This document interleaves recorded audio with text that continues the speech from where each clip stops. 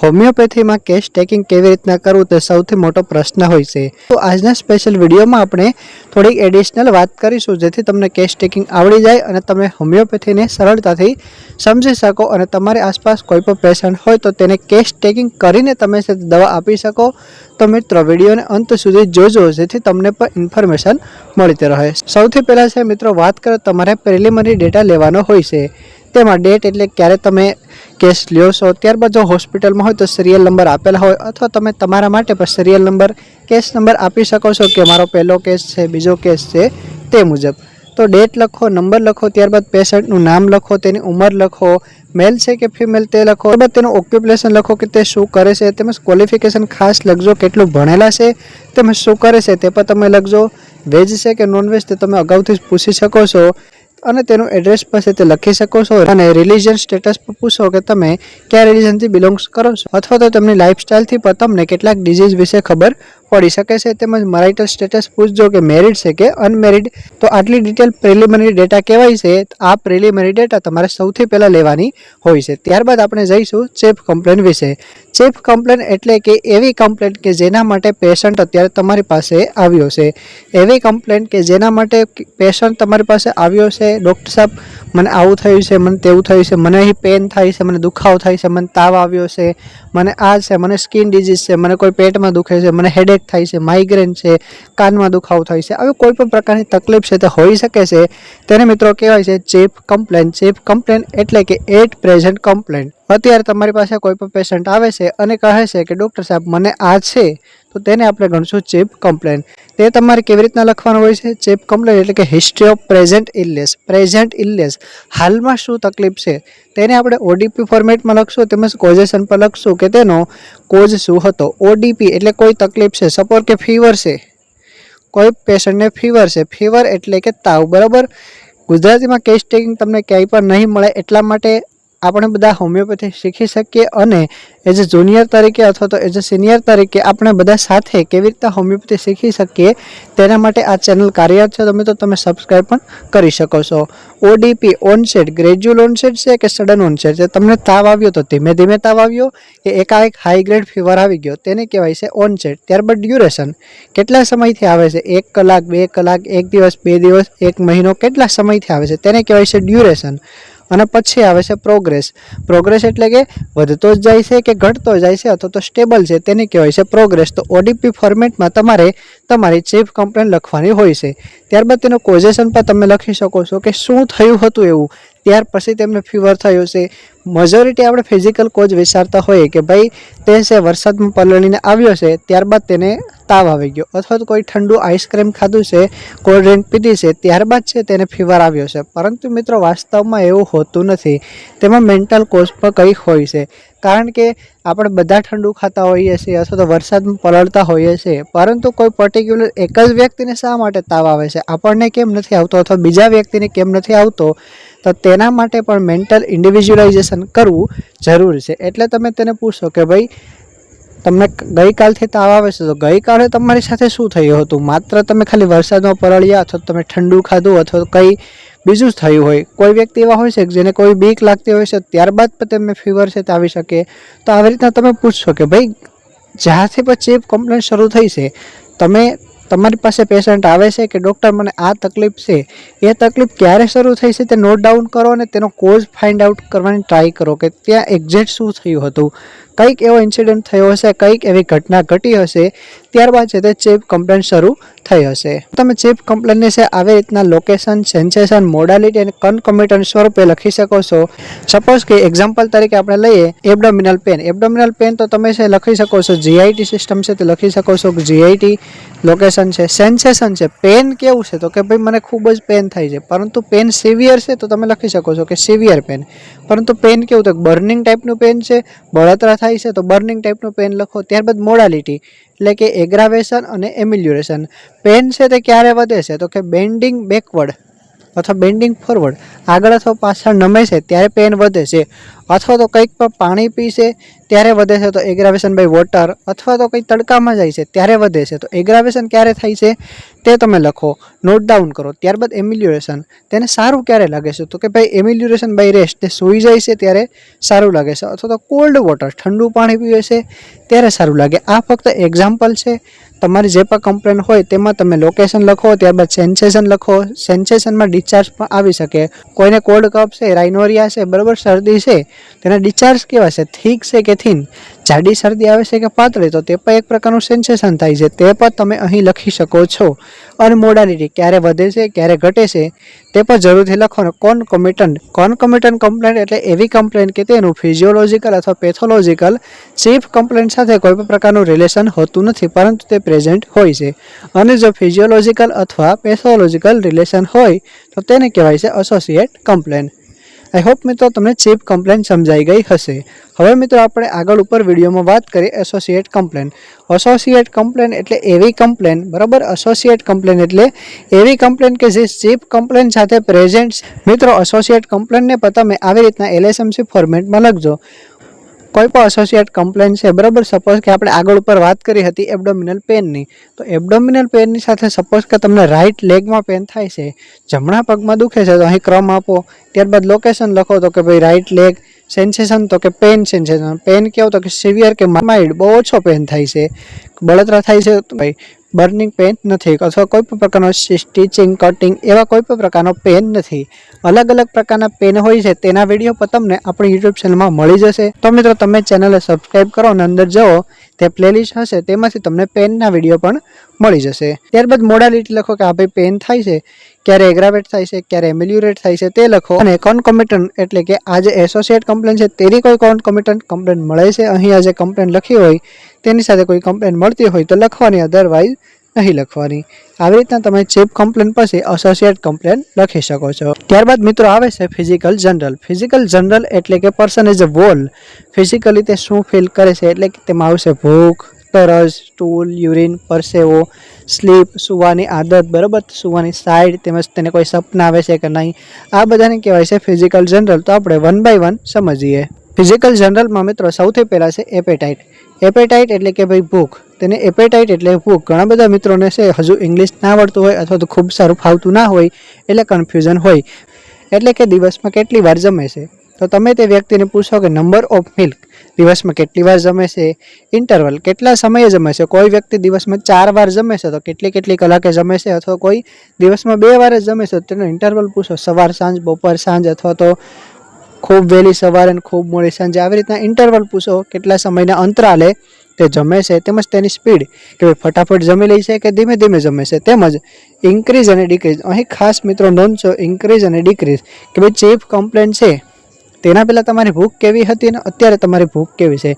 પહેલાં તમને વધારે ભૂખ લાગતી અને તમે બીમાર પડ્યા છો ત્યારથી ભૂખ ઓછી લાગે છે, અથવા પહેલાં ઓછી ભૂખ લાગતી અને કમ્પ્લેન્ટ થઈ છે ત્યારબાદ વધારે તમને ભૂખ લાગે છે, તો આ તમારા માટે ખાસ ઇન્ડિકેશન હોઈ શકે છે. તેમજ બિફોર, ડ્યુરિંગ અને આફ્ટર. બિફોર એટલે પહેલાં, ડ્યુરિંગ એટલે વચ્ચે, અને આફ્ટર એટલે પછી. જમતા પહેલાં શું થાય છે, જમતા હોય ત્યારે શું થાય છે, અને જમ્યા પછી શું થાય છે. કોઈ કમ્પ્લેન મળતી હોય તો લખવાનું. ઘણી બધી મેડિસિન આપણી પાસે હોમિયોપેથી મટીરિયલ મેડિકામાં એવી છે કે જે આમાં વેલ ઇન્ડિકેશન આપે છે. ત્યારબાદ ડિઝાયર એટલે કે ભાઈ ખાવાની ઈચ્છા શું છે. ડિઝાયર માટે ડાયરેક્ટલી તમે પેશન્ટને પૂછી શકો છો કે તમને જમવામાં શું ગમે છે. પેશન્ટ તમને સૌથી પહેલાં તો એવી રીતના જવાબ આપશે કે મને તો બધું જ ભાવે છે. આપણે કંઈ એવું નથી કે વધારે ભાવે અથવા ઓછું ભાવે. ત્યારબાદ તમારે ફરીથી પૂછવાનું કે થાળીમાં એટલી બધી વસ્તુ મૂકેલ હોય તમે સૌથી પહેલાં શું પસંદ કરશો, અથવા તમને ત્યારબાદ પણ જો જવાબ ના મળે તો તમે પૂછી શકો છો તમને કયો સ્વાદ વધારે પસંદ છે, ગળ્યો, તીખો, ખાટો, ખારો. એમાંથી પેશન્ટ કહી શકે મને સ્વીટ વધારે ભાવે છે અથવા મને સ્પાઇસી વધારે ભાવે છે. ત્યાંથી તમને સ્વીટ ડિઝાયર, સ્પાઇસી ડિઝાયર આવી રીતના મળી શકે છે. તે પણ તમારા માટે કી ઇન્ડિકેશન થઈ જશે. એવર્ઝન એટલે કે ભાઈ ગમતું નથી. ઘણી બધી વસ્તુઓ છે તેમાં આ વસ્તુ તો હું ના જ ખાઉં. ડિસએગ્રી એટલે ખાધા પછી તકલીફ થતી હોય તો તેને કહેવાય ડિસએગ્રી.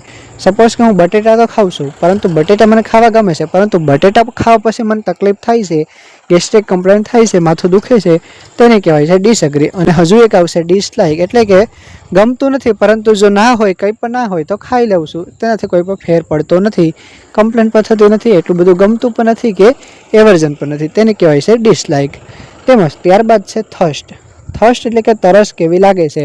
ખાસ મિત્રો અહીં નોંધજો, થર્મલ થર્સ્ટનું ખૂબ જ ઇમ્પોર્ટન્ટ છે। થર્સ્ટ માટે તમે પૂછી શકો છો પેશન્ટ થર્સ્ટી છે કે થર્સ્ટલેસ છે। જો કોઈ વ્યક્તિ છે તે પાણી વધારે પડતું પીએ છે, પાણી વિના રહી જ નથી શકતો, તો તેને કહેવાય છે થર્સ્ટી। અને કોઈ વ્યક્તિ આવે છે કે તેને પાણી વિના ચાલી જાય છે, પાણી નથી પીતો અથવા તો ઓછું પાણી હોય તો પણ ચાલી જાય છે, થોડી વારે અથવા દિવસમાં ગમે ત્યારે પાણી મળે ત્યારે પી લે છે, પાણીથી કોઈ કમ્પ્લેન નથી, ચલાવી લે છે, તો તેને કહેવાય છે થર્સ્ટલેસ।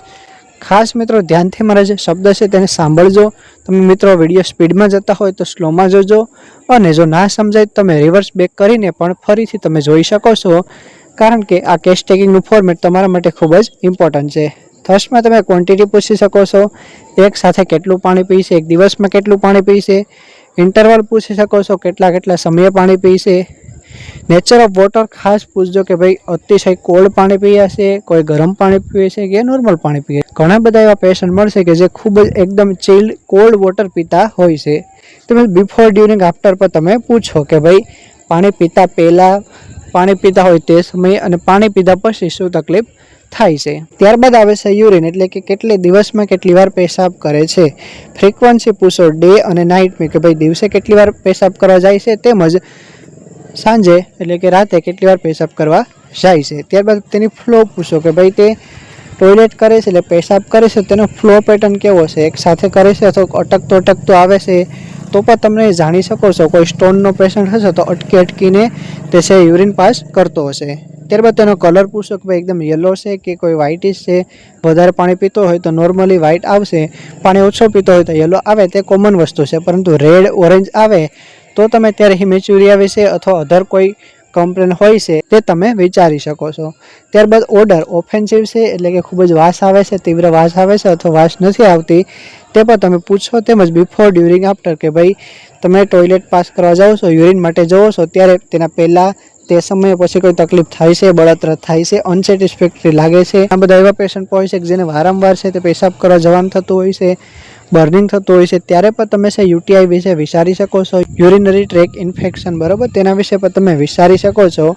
યુટીઆઈ વિશે, આરટીઆઈ વિશે, એલઆરટીઆઈ, યુઆરટીઆઈ વિશે મેં ઘણા બધા મિત્રો વિડીયો બનાવેલા છે, અથવા હવે પછી તમને વિડીયો છે તે મળતા રહેશે, તેના માટે પણ તમે આ ચેનલને સબસ્ક્રાઈબ કરો। બોવેલ એટલે કે સંડાસ, બરોબર, સ્ટૂલ પાસ કરવા માટે કેટલી વાર જાય છે તો તે પણ તમે પૂછો કે તેની ફ્રીક્વન્સી કેટલી છે, કન્સિસ્ટન્સી કેટલી છે, એટલે કે જાડું આવે છે અથવા તો પાતળું આવે છે, કેવી રીતના આવે છે। કોઈ કોન્સ્ટિપેટેડ પેશન્ટ હશે તેને જાડું સ્ટૂલ આવશે, તેમજ તે ઓફેન્સિવ હશે, ઘણા દિવસથી મળનો સંગ્રહ થતો હોય છે તો તેમાં ખરાબ સ્મેલ પણ આવી શકે છે, તેમજ તેમાં સ્ટ્રેન એટલે કે બળ કરવાની પણ જરૂર પડે છે। આવા બધા સિમ્ટમ્સ હોય, આવી કન્ડિશન હોય તો તમે કોન્સ્ટિપેશન રૂલ આઉટ કરી શકો છો। તેમજ તેનો કલર પૂછો, જે નોર્મલ યલોઇશ બ્રાઉનિશ આવતો હોય તો ઓકે છે, પરંતુ ક્યારેક તમને નાના બાળકો હશે તેમાં ગ્રીનિશ ડાયરિયા પણ જોવા મળશે, ખાસ કરીને સમર સિઝનમાં પણ ગ્રીનિશ ડાયરિયા જોવા મળે છે, તો તે તમારા માટે સ્ટૂલ ઇન્ડિકેશન સિમ્ટમ છે।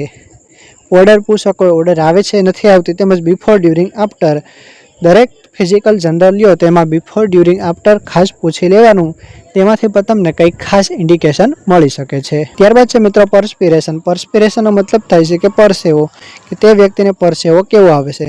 નોર્મલી ફિઝિકલ જનરલ લેતા હશે ત્યારે પેશન્ટ બધું ઓકે જ કહેશે, પરંતુ તમારે ફરીને 2-3 વાર પ્રશ્ન પૂછવાનો છે, જેથી તે તમને સાચો આન્સર આપી શકે। પરસ્પિરેશન એટલે કે પરસેવો, તેની ક્વોન્ટિટી પૂછો કે ભાઈ ખૂબ જ વધારે આવે છે અથવા ઓછો આવે છે। ખૂબ જ ઓછો આવે છે તો કેમ ઓછો આવે છે, ક્યારે ઓછો આવે છે, અથવા તો ખૂબ જ વધારે આવે છે તો કઈ કન્ડિશનમાં વધારે આવે છે। ગરમીમાં કોઈ કામ કરતો હોય તો વધારે પરસેવો આવવો નોર્મલ છે, એક જિલ્લામાં પરસેવો થવો નોર્મલ છે, પરંતુ તેમાંથી કોઈ સ્મેલ આવતી હોય તો સ્ટેન થઈ જતો હોય, જામી જતો હોય તો તે નોર્મલ થિંગ છે, તે તમે ખાસ નોટ ડાઉન કરજો। એટલે તમે ક્વોન્ટિટી પૂછો કે ભાઈ કેટલો આવે છે, તેમજ લોકેશન પૂછો, કઈ જગ્યામાં આવે છે પરસેવો।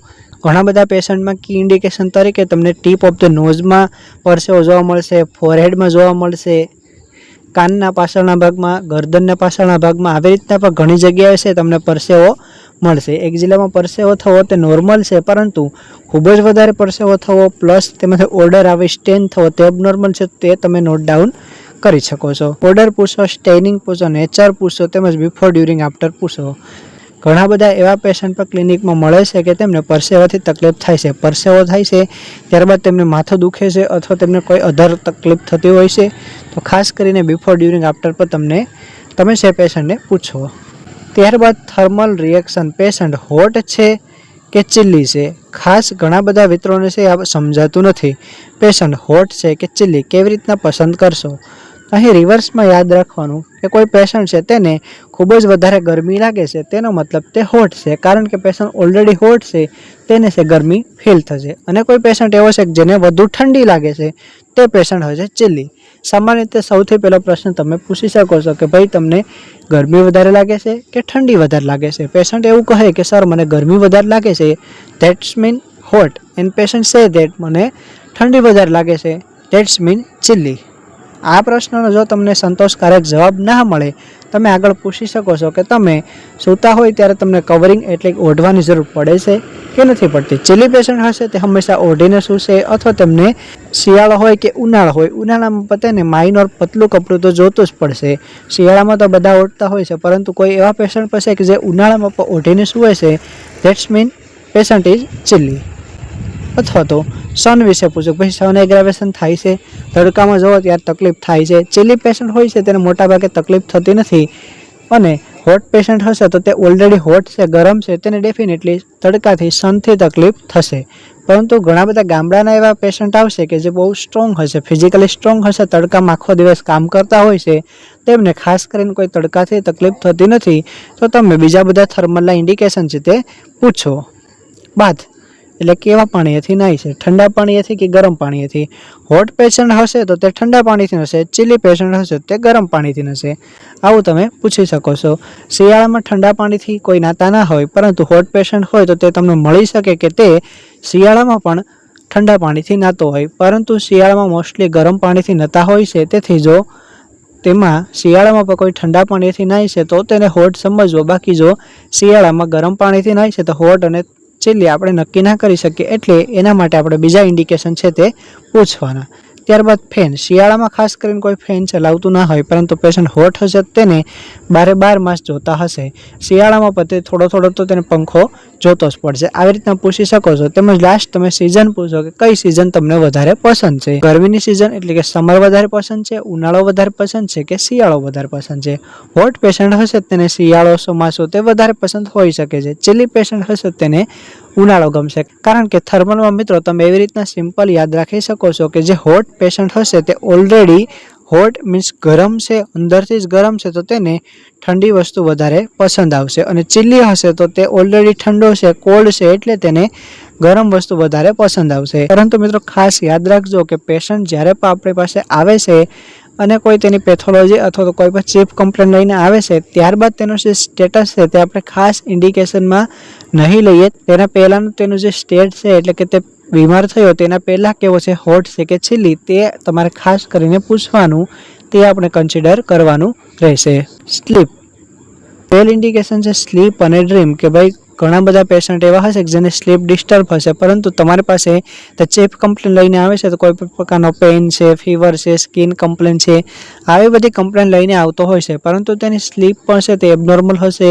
ઘણા બધા એવા લોકો હોય છે કે જેને નીંદર વ્યવસ્થિત આવતી નથી, સૂવામાં ખૂબ જ તકલીફ પડે છે, તો તે પણ આપણા માટે એક ચીફ કમ્પ્લેન હશે કે ભાઈ તેને સૂવામાં તકલીફ નથી થતી, તો આપણે તેની પર સારવાર કરીએ, તેનું પર ધ્યાનમાં લઈ અને તે મુજબ આપણી દવા છે તે આપીએ. તો સ્લીપ વિશે તમે પૂછી શકો છો ઓનસેટ, કે જ્યારે સૂવા જાય ત્યારે ફટાફટ નીંદર આવી જાય છે અથવા તો ખૂબ જ વધારે વાર લાગે છે. પોઝિશન ખાસ કરીને પૂછજો કે સીધા સૂવે છે કે ઉલટા સૂવે છે, એટલે કે સ્લીપ બેક ઓન છે કે સ્લીપ એબડોમેન ઓન છે.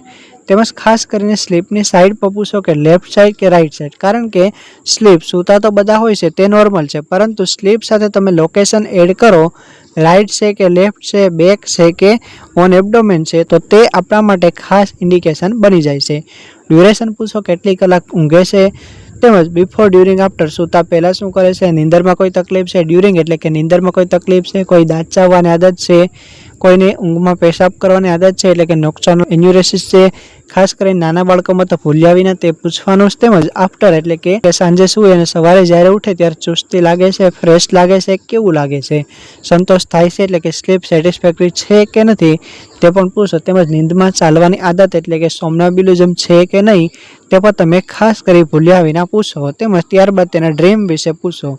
કોઈ ઘટના ઘટી હોય, મૂવી જોઈ હોય, બુક વાંચી હોય, તે વિશે સપના આવા કોમન છે, પરંતુ એવા સપના કે જે કોઈ ઘટના ઘટી જ નથી, એબનોર્મલ છે, તે તમારા માટે ખાસ ઇમ્પોર્ટન્ટ રહેશે. ત્યારબાદ છે મિત્રો, તે પેશન્ટને કોઈ એલર્જી છે તેમના વિશે પૂછો, કોઈ એડિક્શન આદત છે તેના વિશે પૂછો, માવા, બીડી, તમાકુ, દારૂ, કોઈ પણ પ્રકારનું આદત હોય તેના વિશે પૂછો. તેમજ ટેન્ડન્સી, કે ભાઈ ટેન્ડન્સીનો મતલબ કે વારંવાર આવું થવું, વારંવાર શરદી થવી, વારંવાર તાવ આવવો, વારંવાર માથું દુખવું, આવી કોઈ ટેન્ડન્સી છે, કોઈ પણ પ્રકારની તકલીફ છે, ટેન્ડન્સી એટલે કે વારંવાર થવું, તેના વિશે પણ તમે ખાસ કરીને પૂછો. ફિમેલ પેશન્ટ હોય ત્યારે મેન્સ્ટ્રુઅલ હિસ્ટ્રી લેવી ઇમ્પોર્ટન્ટ છે. ફર્સ્ટ મેન્સ્ટ્રુઅલ પીરિયડ સૌથી પહેલાં પૂછો કે ભાઈ ફર્સ્ટ મેનાર્કી છે તમને ક્યારે થઈ હતી, કેટલા વર્ષે, 10 વર્ષે, 12 વર્ષે, 14 વર્ષ, 15 વર્ષ, 16, 17 વર્ષ, ક્યારે થઈ હતી, એક્ઝેક્ટ ડેટ યાદ હોય તો ડેટ લખો અથવા તો વર્ષ લખો કે ભાઈ 14-15 વર્ષે અથવા 9મા 10મા સ્ટેન્ડર્ડમાં પેશન્ટ હતા ત્યારે છે તેમને મેનાર્કી એટલે કે ફર્સ્ટ મેન્સ્ટ્રુઅલ પીરિયડ થયો છે. ત્યારબાદ તમે LMP પૂછો એટલે કે લાસ્ટ મેન્સ્ટ્રુઅલ પીરિયડ, અત્યારે પેશન્ટ આવે છે તમારી પાસે, તેની ડેટ વિશે પૂછો, છેલ્લે તેને પીરિયડ છે તે ક્યારે આવ્યા હતા. ત્યારબાદ ડ્યુરેશન ઓફ સાયકલ, કેટલા દિવસની સાયકલ છે તે પૂછો, 2 થી 3 દિવસની સાયકલ છે ને કેટલા દિવસ રહે છે, 28 દિવસ રહે છે, 25 દિવસ રહે છે, તે વિશે ખાસ કરીને પૂછો. આવી રીતના છે તમે તેને નોટ ડાઉન કરી શકો છો કે 2 થી 3 દિવસ અને 25 દિવસે રિપીટ થાય છે, 4 થી 5 દિવસ અને 29 દિવસે રિપીટ થાય છે. તો આવી રીતે તમે સાયકલ લખો, તેમજ ક્વોન્ટિટી લખો કે ભાઈ કેટલું બ્લડ આવે છે, ખૂબ જ વધારે કે ઓછું, કલર લખો, એકદમ રેડ છે, બ્રાઇટ રેડ છે, બ્લેક છે, કેવો છે, ઓર્ડર, તેમાંથી કોઈ સ્મેલ આવે છે કે નહીં, સ્ટેનિંગ, પીરિયડ્સ આવીને ખૂબ જામી જાય છે કે નથી જામતા તે, તેમજ ક્લોટ, તેમાં જ્યારે બ્લીડિંગ થાય છે ત્યારે કોઈ ગઠ્ઠા નીકળે છે, ક્લોટિંગ થાય છે કે નહીં તે ખાસ પૂછો. તેમજ મેનોપોઝલ લેડી હોય છે એટલે કે 40 થી 60 વર્ષની ઉંમર આસપાસ હોય છે, તેમને જો મેન્સીસ બંધ થઈ ગયા હોય તેને મેનોપોઝ વિશે પૂછો. 40 મેં એટલા માટે લખ્યા છે, ઘણા બધા મિત્રોનો પ્રશ્ન હોય છે કે સર 45 to 50 એવરેજ હોય છે, પરંતુ અત્યારે આ જમાના પ્રમાણે ખૂબ જ વહેલા મેનોપોઝ આવી જાય છે અને મેનાર્કી પણ ખૂબ જ વહેલી છે, એટલે 40 થી 60 વર્ષની વચ્ચે મેનોપોઝ છે તે હોઈ શકે છે. તેમજ બિફોર, ડ્યુરિંગ, આફ્ટર લખો, મેન્સીસ આવે છે તેના પહેલાં શું તકલીફ થાય છે, તે દરમિયાન શું તકલીફ થાય છે અને તેના પછી શું તકલીફ થાય છે. તેમજ પેન વિશે પૂછો કે ડિસ્મેનોરિયા છે કે નહીં. ડિસ્મેનોરિયાનો મતલબ થાય છે કે પેન ડ્યુરિંગ મેન્સ્ટ્રુએશન. સામાન્ય રીતે બધી જ મહિલાઓ હોય છે તેમને મેન્સીસ આવે છે ત્યારે પેન થતો હોય છે, પરંતુ ખૂબ જ વધારે સિવિયર પેન થતો હોય તેને કહેવાય છે ડિસ્મેનોરિયા. ત્યારબાદ છે લ્યુકોરિયા. લ્યુકોરિયા એટલે કે સફેદ પાણી પડવું, બરાબર. સફેદ પાણી પડવાની તકલીફ પણ મહિલાઓમાં ઘણી બધી રહેતી હોય છે. જ્યારે તેની પીરિયડ્સની જે ડેટ હોય છે એટલે કે પીરિયડની જે સાયકલ હોય છે તેના મિડલમાં એટલે કે 14મા 15મા દિવસે લ્યુકોરિયા થવું કોમન છે, પરંતુ ઘણી લેડીઝ એવી મળશે કે તેને ગમે ત્યારે સફેદ પાણી પડે છે અથવા ગમે ત્યારે લ્યુકોરિયા થાય છે, અથવા તો લ્યુકોરિયા છે તે 14-15 દિવસની જગ્યાએ આખો મહિનો ચાલે છે. ઘણા એવા પેશન્ટ હશે કે જ્યારે તેમને પીરિયડ આવે છે ત્યારે લ્યુકોરિયા નથી થતું અને તે સિવાય છે તે લ્યુકોરિયા થાય છે. તમારા માટે ખાસ ઇન્ડિકેશન છે તે નોટ ડાઉન કરો. તેની ક્વોન્ટિટી પૂછો કે ભાઈ થોડુંક જ આવે છે કે વધારે આવે છે, કલર કેવો છે તે પણ પૂછો, તેમજ ઓર્ડર, તેમાંથી કોઈ સ્મેલ આવે છે કે નહીં, તેમજ સ્ટેનિંગ, જામી જાય છે કે નથી જામતું, તેમજ બિફોર, ડ્યુરિંગ, આફ્ટર પણ પૂછો. ફિમેલ પેશન્ટમાં ગાયનેક અને ઓબીજીની હિસ્ટ્રી પૂછવી ખાસ ઇમ્પોર્ટન્ટ છે, તે પૂછો. તેમજ પ્રેગ્નન્સી, નંબર ઓફ પ્રેગ્નન્સી એટલે કે ગ્રેવિડા, પેરા, તે બધું પૂછો, બરાબર. આવી રીતના GPA એવું લખેલું છે. ગ્રેવિડા એટલે કે number of time woman has been pregnant, મહિલા છે તે કેટલી વાર પ્રેગ્નન્ટ થઈ છે, તેની કેટલી વાર પ્રેગ્નન્સી રહી છે તેને કહેવાય છે ગ્રેવિડા, તે લખો. ત્યારબાદ પેરા એટલે કે બચ્ચાને કેટલી વાર જન્મ આપ્યો છે તે લખો. તેમજ એબોર્શન, કોઈ એબોર્શન કરાવ્યું છે કે નહીં અથવા નેચરલી મિસકેરેજ હોય તે પણ તમે લખી શકો છો. Nature of delivery, full term normal delivery હોય તો તમે આવી રીતના છે તમે લખી શકો છો FTND, ફૂલ ટર્મ નોર્મલ ડિલિવરી, અથવા તો LSCS, lower section caesarean section એટલે કે સિઝેરિયન કરાવ્યું છે અથવા તો નોર્મલ ડિલિવરી થઈ છે તે પણ તમે લખો. તેમજ કોઈ એબોર્શનની હિસ્ટ્રી હોય તે પણ તમે લખો કે શા માટે એબોર્શન કરાવ્યું પડ્યું હતું. કારણ કે જ્યારે તમે ઇનફર્ટિલિટીના કેસ ટ્રીટ કરતા હશો ત્યારે ગાયનેક અને ઓબીજીની હિસ્ટ્રી તમારા માટે ખૂબ જ ઇમ્પોર્ટન્ટ રહેશે. ત્યારબાદ છે પેશન્ટની ચાઇલ્ડહુડ હિસ્ટ્રી લખવાની છે, એટલે કે પેશન્ટને તેનો અત્યારનો સ્વભાવ પૂછો, તે તમને કેવો લાગે છે, એંગર છે, શાંત છે, અને ત્યારબાદ તમે ચાઇલ્ડહુડ હિસ્ટ્રી પણ પૂછો કે તે છે પેશન્ટ છે તે નાનપણમાં કેવા હતા, ખૂબ જ જિદ્દી હતા, એંગરવાળા હતા, વધારે વસ્તુઓની જીદ કરતા હતા, તોડફોડ કરતા હતા, ગમે તેમ બોલતા હતા અથવા ગમે ત્યાં ફરવા વહી જાય ઘરે કીધા વિનાના. પેશન્ટ કેવા હતા તે ચાઇલ્ડહુડ હિસ્ટ્રી લખવી ખૂબ જ ઇમ્પોર્ટન્ટ છે. તેમજ તેનું ટીથિંગ પૂછો એટલે કે તેના માઇલસ્ટોન પૂછવાનું છે કે દાંત ફેલાવ્યા હતા મોડા, તેમજ હેડ હોલ્ડિંગ એટલે કે વ્યવસ્થિત છે તેનું માથું રહી જતું હતું અથવા કોઈ પ્રોબ્લેમ હતી, સિટિંગ, વોકિંગ, ટોકિંગ, વેક્સિનેશન, આ બધું તમારે પૂછવાનું છે કે ક્યારે શું થયું હતું. કારણ કે માઇલસ્ટોનનું પણ ખૂબ જ ઇમ્પોર્ટન્ટ હોય છે. ઓટિઝમના કેસીસ હશે, મેન્ટલી રિટાર્ડેડ કેસીસ હશે, ત્યારે છે તમારે માઇલસ્ટોન હિસ્ટ્રી ખૂબ જ ઇમ્પોર્ટન્ટ રહેશે. ચાઇલ્ડહુડ હિસ્ટ્રી ખૂબ જ ઇમ્પોર્ટન્ટ રહેશે. ચાઇલ્ડહુડ હિસ્ટ્રી તમે મિત્રો ખાસ કરીને પૂછજો. અહીં તમે પાસ હિસ્ટ્રી લખી શકો છો. કોઈ પેશન્ટની ઉંમર સપોઝ કે 20 વર્ષની છે, ત્યારે તેમને તેના પહેલાં તેને શું શું તકલીફ હતી, 1, 2, 3 આવી રીતના નંબર આપે. તમે ડિઝીઝનું નામ લખો, કઈ સિસ્ટમ અફેક્ટ થઈ હતી, કેટલા વર્ષે શું થયું હતું, ડ્યુરેશન કેટલા સમય તે ચાલી હતી તે બધી લખો. તેની ટ્રીટમેન્ટ શું હતી તેમજ રિઝલ્ટ શું મળ્યું તે બધું લખો.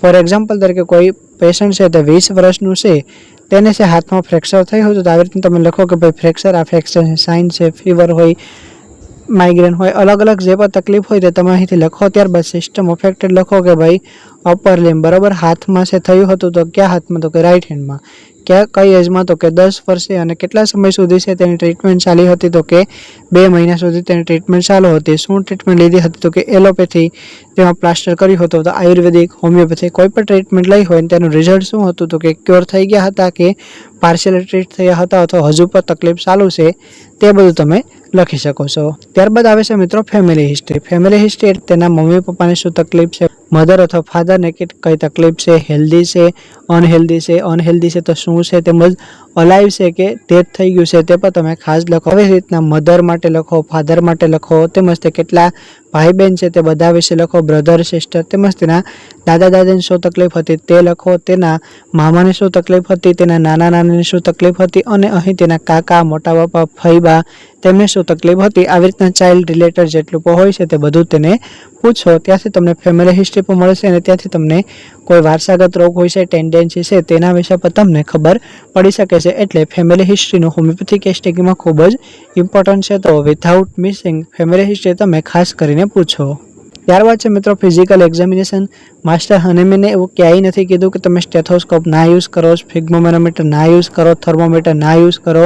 આપણે બધા ઇન્સ્ટ્રુમેન્ટ યુઝ કરવાના છે અને પેશન્ટનું ફિઝિકલ એક્ઝામિનેશન કરવાનું છે, તેના વાઇટલ ડેટા લેવાના છે. Temperature, pulse, blood pressure, respiratory rate, આ બધું છે તમે નોટ ડાઉન કરો. ત્યારબાદ છે મિત્રો જનરલ એક્ઝામિનેશન, એટલે કે તેનું સેન્સરી લેવલ પૂછો, કોન્શિયસ છે કે અનકોન્શિયસ છે, ડિસિઝન પાવર કેવો છે, તેમજ તેનું આઈ એક્ઝામિનેશન કરો, હેર જુઓ, લિપ જુઓ, અપર આઈ લીડ જુઓ, લોઅર આઈ લીડ જુઓ, ત્યારબાદ લિપ્સ જુઓ કે અપર લોઅર ક્રેક છે કે નહીં, તેની ટંગ એક્ઝામિનેશન કરો, હેડ, ટીથ, ઓલ ઓવર બધું છે તમારે એક્ઝામિનેશન કરવાનું છે. તેનાથી પણ તમને ડિઝીઝ વિશે ખબર પડી શકે છે.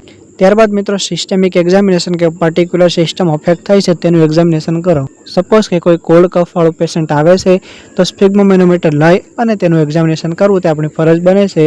તેનાથી પણ આપણે ડિઝીઝ વિશે ખબર પડે છે. ડાયગ્નોસિસ અને પ્રોગ્નોસિસ પણ તેનાથી કરી શકાય છે. ત્યારબાદ ખાસ કરીને મેન્ટલ સિમ્પટમ. ઘણા બધા મિત્રોનો પ્રશ્ન હોય છે કે સર મેન્ટલ કેવી રીતના લેવા, મેન્ટલ અમને આવડતા નથી. તો જેટલું પણ તમને આવડે છે તે પૂછો કે ભાઈ તમારો સ્વભાવ કેવો છે, અત્યારે તમારો સ્વભાવ કેવો છે, તમારો સ્વભાવ પહેલાં કેવો હતો, આ કમ્પ્લેન તમને થઈ છે ત્યારથી તમારો સ્વભાવ કેવો બની ગયો છે, ચીડચીડિયા થઈ ગયા છે, ગુસ્સો આવે છે, અથવા તો નાનપણમાં તમારો સ્વભાવ કેવો હતો. સ્વભાવ વિશે તમે સૌથી પહેલાં પૂછી શકો છો, તે આસાનીથી તમને મળી જશે. ત્યારબાદ તેમને ઇરિટેબિલિટી વિશે પૂછો કે તે ક્યારે ઇરિટેબલ થઈ જાય છે, ક્યારે ગુસ્સે આવે છે, તે બધા વિશે તમે પૂછી શકો છો. તે ઓવરથિંકિંગ કરે છે, શું વિચારે છે, કેવા વિચારો આવે છે, કોઈ પણ પર્ટિક્યુલર મેન્ટલ એક્ઝર્શન આવે છે અથવા કોઈ સિમ્ટમ, કોઈ ઇમોશન આવે છે, તેના પછી તેમને શું તકલીફ થઈ હોય. મોસ્ટ ઓફલી જે ડિઝીઝ હોય છે તેનું ઓરિજિન છે તે મેન્ટલ હોય છે. સપોઝ કોઈને ઝઘડો થયો છે અથવા તો કોઈ ઇમોશન સપ્રેસ કર્યા છે, ત્યારબાદ છે તેમને તકલીફ થાય છે, તો તે મેન્ટલ સિમ્ટમ ખૂબ જ આપણા માટે ઇમ્પોર્ટન્ટ છે.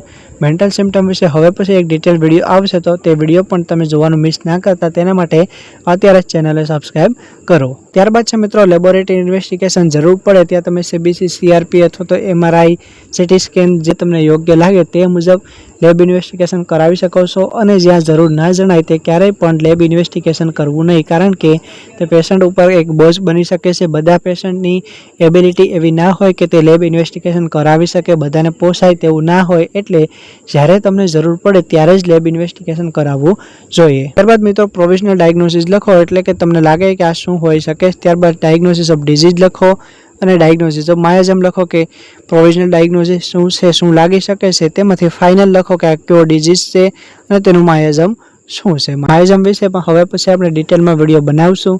તો માયાઝમ શીખવા માટે પણ તમે ચેનલને સબસ્ક્રાઈબ કરી શકો છો અને નવા વિડીયો જોઈ શકો છો. માયઝમ માટે કેટલીક ક્વેરી હોય છે તે તમે અત્યારે લખી શકો છો કે system in which disease is active at present. ત્યારબાદ અધર અફેક્ટેડ સિસ્ટમ લખો.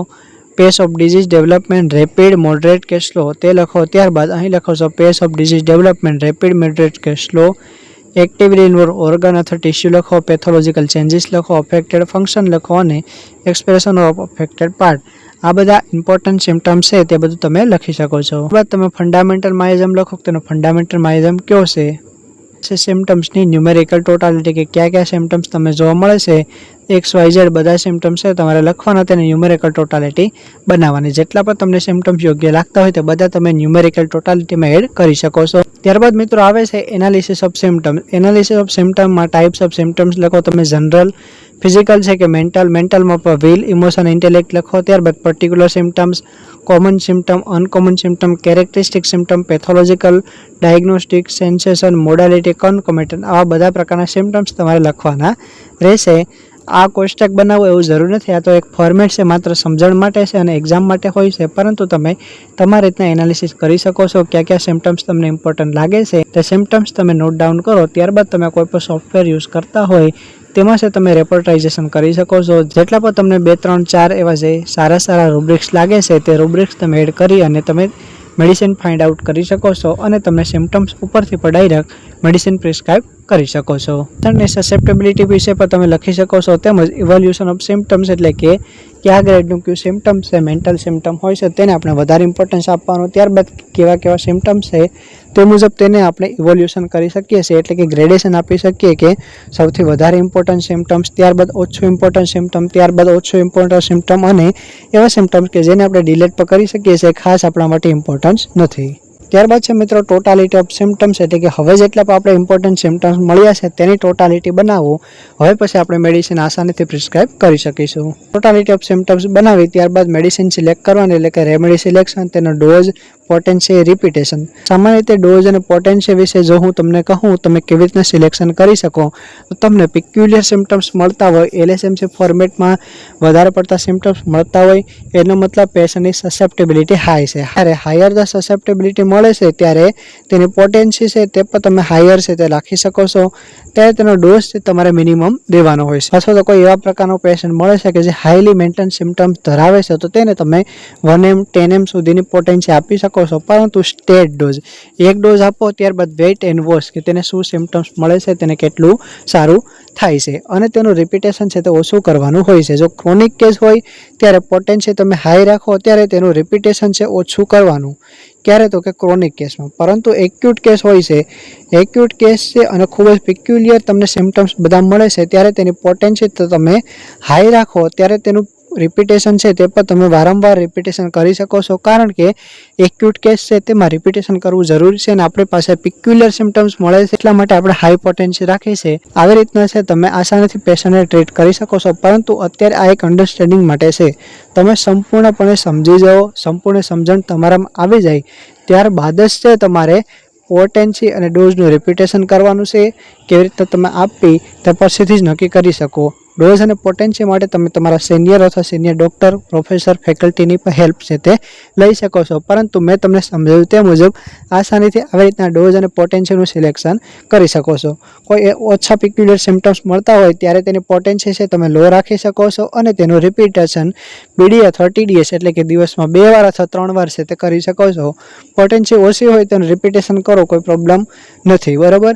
આમ પણ હોમિયોપેથીમાં મોસ્ટલી કોઈ સાઇડ ઇફેક્ટ જોવા મળતી નથી, પરંતુ તમે પ્રોપર શીખો. એવું ના ચાલે કે થોડું શીખી લીધું, થોડું નથી શીખ્યું. આવી રીતના તમે શીખો ત્યારબાદ છે તમને ખબર પડશે. ધીમે ધીમે બધું આવડે છે, એકસાથે બધું આવડવાનું નથી. આ એક લેક્ચર જોયો છે, ત્યારબાદ આ લેક્ચર ના સમજાય તો ફરી પાછો જુઓ, વારંવાર જુઓ, 2-3 વાર જુઓ, નોટ બનાવો. ત્યારબાદ તમને આસાનીથી છે ખબર પડી જશે કેસ ટેકિંગ કેવી રીતના કરવું, રેમેડી, પોટેન્સી સિલેક્શન કેવી રીતના કરવું. તેમજ ચેનલને સબસ્ક્રાઇબ કરજો જેથી ફર્ધર આવા વિડીયો છે તમને મળતા રહે. ત્યારબાદ છે જનરલ અને ઓક્ઝિલરી મેનેજમેન્ટ, એટલે કે પેશન્ટને છે તમે સજેસ્ટ કરી શકો છો મેનેજમેન્ટ વિશે. કોઈ આવી કોઈ પર્ટિક્યુલર તકલીફ છે તો તમારે આવું ખાવાનું, આવું નહીં ખાવાનું, બરાબર. તેમજ તમે સેડેન્ટરી લાઈફસ્ટાઈલ હોય તો તેમને વોકિંગ માટે, એક્સરસાઇઝ માટે, રમવા માટે આવી બધી એડવાઇસ છે તમે કરી શકો છો. કોઈ રેસ્પિરેટરી રિલેટેડ તકલીફ છે, ગળાની તકલીફ છે તો ઠંડુ સાવરથિંગ હોય છે, ખૂબ જ સ્પાઇસી, આવું બધું છે તે ખાવાથી થતું હોય છે તો તે તમે અવોઇડ કરવાનું કહી શકો છો. ગેસ્ટ્રિક કમ્પ્લેન છે તો કોઈ વ્યક્તિને ગુસ્સો વધારે આવે છે તો કહેવાનું, સમજાવવાનું, કાઉન્સેલિંગ કરવાનું. કોઈ ગુસ્સો છે તમારો ઓછો કરો, મેડિટેશન કરો, તેનાથી તમારું મગજ શાંત રહેશે. અથવા તો કોઈના પર ગુસ્સો આવે છે તો તેને લખી નાખો, પેજમાં લખો અને તે પેજ થ્રો આઉટ કરો ડસ્ટબિનમાં, એટલે પણ તમારો ગુસ્સો ઓછો થઈ જશે. આવી રીતના પણ તમે મેનેજમેન્ટ છે તે કરી શકો છો. મેનેજમેન્ટ વિશે હવે પછી તમને ઘણા બધા લેક્ચર મળવાના છે, તો તે લેક્ચર પર મિસ ના થાય તે માટે તમે ખાસ કરીને ચેનલને સબસ્ક્રાઈબ કરી શકો છો. અને ખાસ પછી ઇમ્પોર્ટન્ટ છે ફોલોઅપ. તમે 1 વીક માટે મેડિસિન આપો અને કોઈ એવા કેસીસ છે કે જે હાઈલી મેન્ટલ સિમ્ટમ્સ છે અથવા તો કોઈ વિટિલિગોનો કેસ છે, કોઈ એવા સિમ્ટમ્સ છે તેના માટે તમે 15 દિવસની દવા આપો અને ત્યારબાદ છે તેનો ફોલોઅપ લ્યો, કેટલી તકલીફ સુધરી છે અથવા કોઈ તકલીફ બગડી છે કે નહીં. તેમજ ખાસ કરીને ફિઝિકલ જનરલ છે તે સૌથી પહેલાં સુધરવા જોઈએ. આપણે દવા આપી છે, કોઈ વ્યક્તિને સપોઝ કે XYZ તકલીફ છે અને તે તકલીફ હજુ એજ ઇટ ઇઝ છે અથવા ખૂબ જ થોડીક ઓછી થઈ છે, પરંતુ તેને ફિઝિકલ જનરલ સુધર્યા છે. પહેલાં તેને સ્લીપ નહોતી આવતી, હવે ખૂબ જ સારી સ્લીપ આવે છે. તેમને જમવાનું નહોતું ભાવતું અને જમવાનું ભાવે છે. ભણવામાં ડર અને પૂર હોય અને ભણવાનું પરફોર્મન્સ ખૂબ જ સારું થઈ જાય, તે પણ આપણા માટે એક પોઝિટિવ સાઇન છે.